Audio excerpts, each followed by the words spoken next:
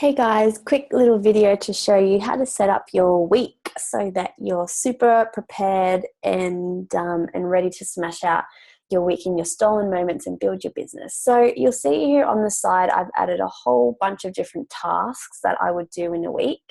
I'm using Gmail at the moment, so you can use this or iCal or any other digital calendar, or you might be like me. I like it old school. I like to actually do this in a book, in my paper calendar, in my diary, and use highlighters. So whatever floats your boat, go ahead and do this. So when I start planning my week ahead, I obviously put in all my non-negotiables. So let's just pretend I'm a full-time worker. I work Monday to Friday, 9 till 5. I've already preempted everything. So I put them in like that. And it's really easy. You just hold down the mouse and then you create. You can write in here whatever you like, and then you've got yourself an event. I'm just going to delete that for the purpose of this video though.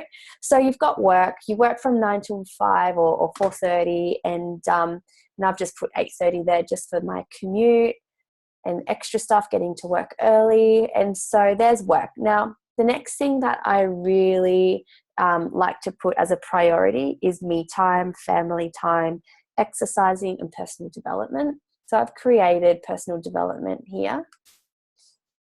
And I do that every morning, 5:30 till 6:30. And so, guys, really easy to add a task. All you would do if you're using Gmail, you just click on this little button, create new calendar. And here you would write whatever task you want to create. And then you just click create calendar and it will pop up on the bottom here. So personal development is there. So the really cool thing about this is you can actually move these all around. So although you plan to do your PD every morning at 5:30 till 6:30, for example, you might not be able to get up at 5:30 one morning, so you could move that down, or you could substitute it and do it later on in the afternoon if you like. You could do it after work, whatever works for you. That's what I love about these calendars. You can really move everything around. The next thing for me is exercise. I like to make exercise a non-negotiable in my week. So I exercise 6 days a week. I've got my boot camp that I do every afternoon, 5 till 6 after work.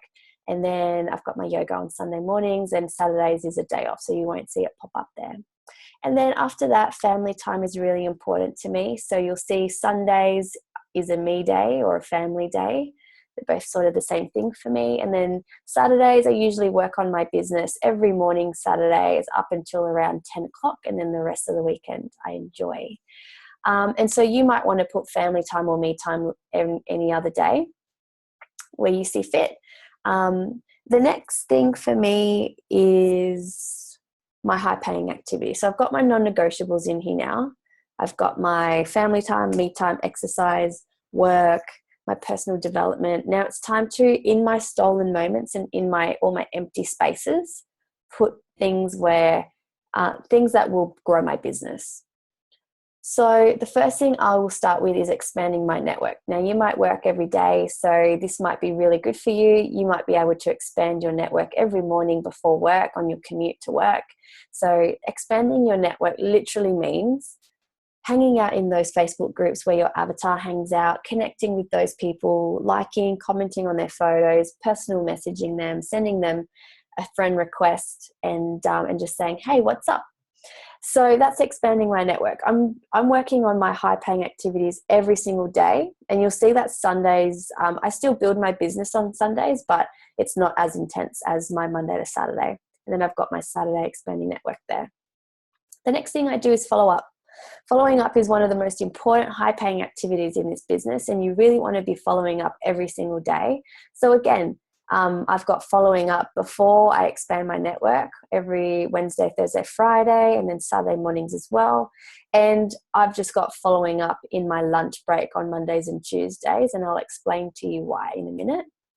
Inviting, there we go. I've got it every afternoon and on Saturday mornings as well.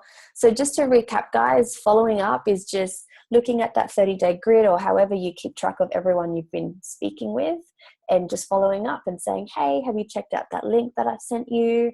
Or what was the thing you loved best about that webinar, or whatever it might be. If a conversation has started to go stale, you want to go back and follow up with them and just spark that conversation up.